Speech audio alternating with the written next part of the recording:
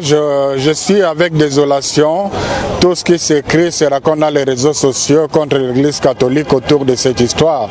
Je commencerai par dire qu'on nous lance, on jette les pierres que sur un fruit mûr. Donc ça c'est déjà à considérer.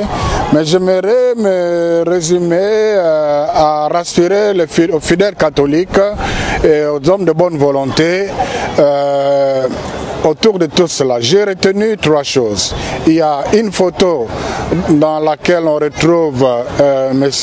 Christian Malanga entre Monseigneur Utembi, président de la SENCO, et Monseigneur Ambongo, alors vice-président de la SENCO.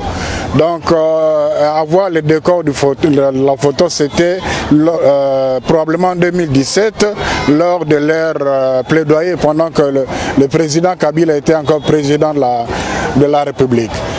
Et soyez rassurés, ni avant la photo, ni après la photo, personne de ces deux évêques n'a eu un contact personnel avec M. Christian Malanga. Deux, il y a des gens de mauvaise foi qui présentent le chargé d'affaires de l'Annonciature, Monseigneur Andri, qui avait accompagné son éminence le cardinal Ambongo auprès du chef de l'État, avec un des assaillants, un de peau blanche qui a été dans le groupe de ceux qui ont attaqué l'honorable Vital Kamerhe et le palais du Plèbe. Il s'agit de deux personnes différentes. D'ailleurs, au moment où s'est passé ces événements à Kinshasa, Monseigneur Andri, qui avait accompagné son éminence le cardinal chez le président, était avec moi à Kananga. Donc il n'a pas la faculté de la bilocation. En troisième lieu, il y a une vidéo où on parle de Monseigneur Wakumba qui raconte ce que vous avez entendu là.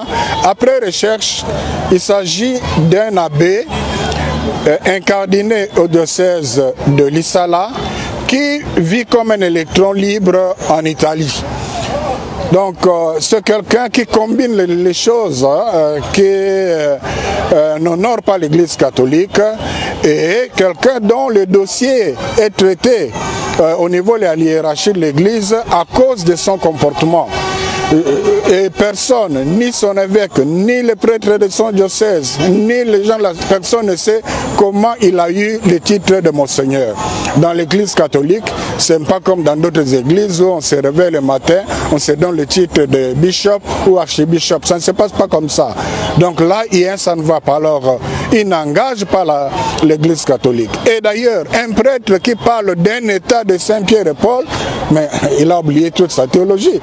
Donc, cet ordre de Saint-Pierre et Paul, tout ce qui est allé sur le net, ça ne se retrouve nulle part dans la liste des ordres de Saint-Siège. Donc, tout est fausseté, fausseté, fausseté. Ce sont des gens de mauvaise foi.